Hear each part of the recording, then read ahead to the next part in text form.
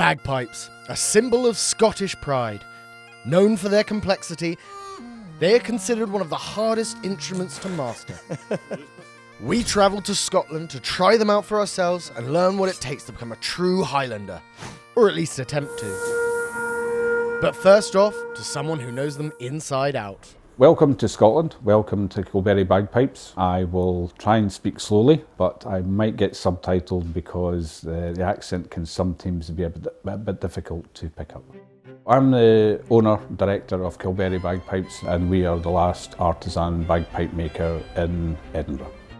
A basic set is about £1,200 and we do up to silver mounts, so some of them can go up to maybe £4,000 for a set of bagpipes. The craft that we have, we need to try and keep it alive. With a 2-year waiting list, it's obvious that people want to buy the correct thing. Scottish Highland pipes were used in battle. They were used to rally the troops and they had to be loud so that people could hear them. If people heard the bagpipes coming, then they knew it was the Scots or the Scottish regiments that were coming after it, and they then knew that they would not be in for an easy time on the battlefield. Primarily to scare the English as well. You know, they knew the Scots were coming. Once used to scare the English, the bagpipes are now used in Scottish ceremonies, like weddings, funerals, and events like Burns Night. My accent may not be as thick as Gordon's, but I am Scottish too. I wanted to put my Scottishness to the test and see if I could play this magnificent instrument by the end of this video. The misconception is you just pick them up and blow it, but you have to tune them first. Tuning can take time depending on the atmosphere, depending if you're inside or outside, and pipers are always keen to have the pipes sounding as perfect as possible. Okay, that's tuning sorted, but how do you make the bagpipes exactly?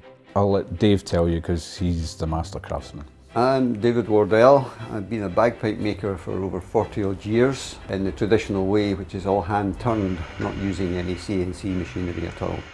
We start with a square section of African blackwood, which we then taper at one end, which allows us to insert into a chuck, which then we can bore from end to end.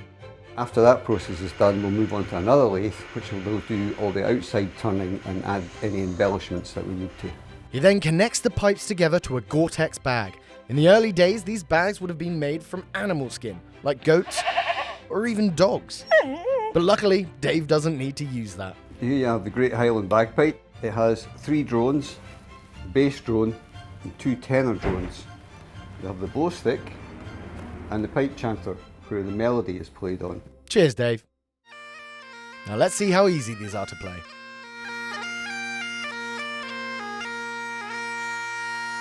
Great. And you're going to teach me how to play the bagpipes? I'm going to try. Yeah. Well, this is called a practice chanter. Every piper has a practice chanter. That's what you start off with. Left hand on the top, 3 fingers on top. Fingers at the and top. then your 4 fingers, 3 fingers, 4. Keep them straight. Don't blow too hard.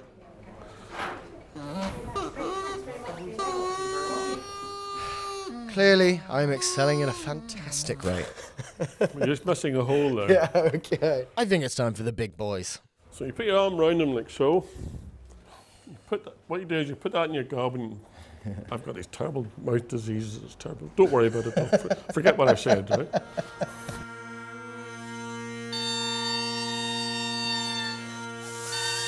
that tune I told you?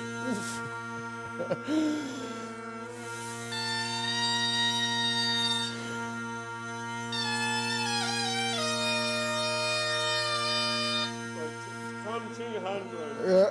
This hand goes on top, this hand goes on Well, top. it's harder than it looks. But am I ready for my first show? What am I missing, Gordon? If you want to play the bagpipes, you need a kilt. Luckily, I brought my old one along.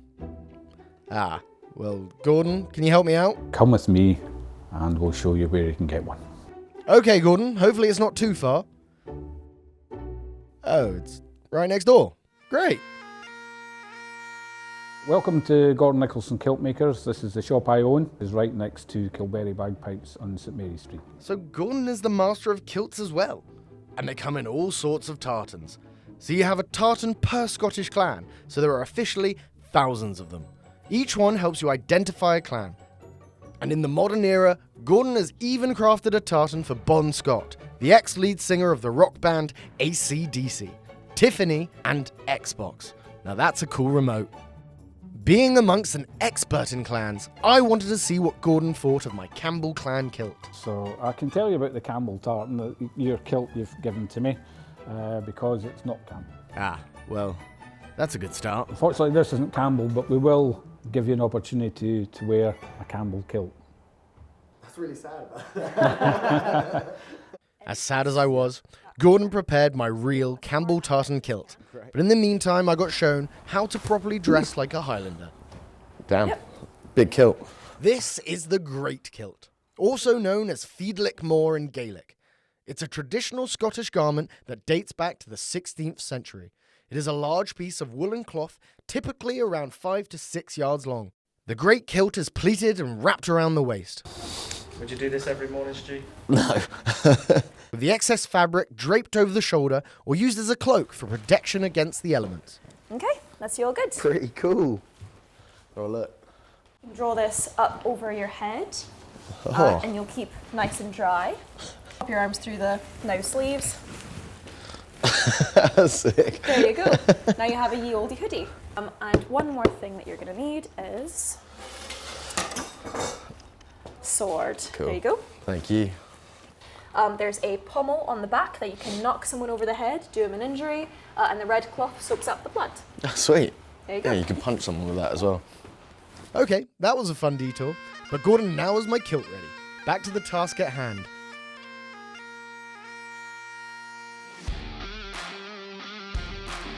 Let's put those piping skills to the test.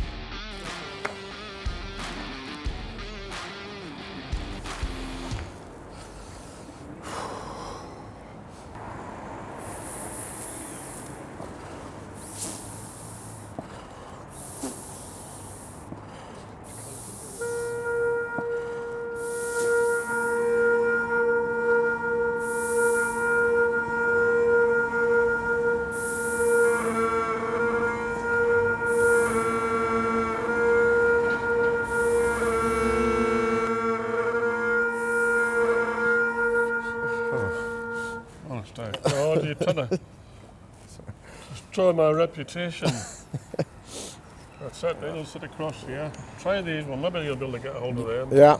Okay. Have a go.